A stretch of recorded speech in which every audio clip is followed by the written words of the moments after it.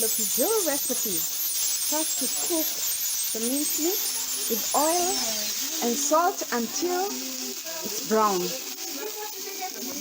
Then we cut the meat into shreds. So we add the mincemeat to the sauce, and you can put some seasoning.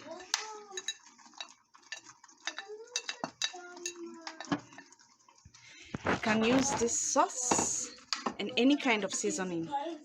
Here's the sloppy Joe, ready to eat.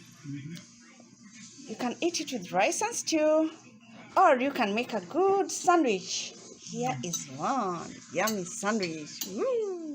Good. Yummy, yummy.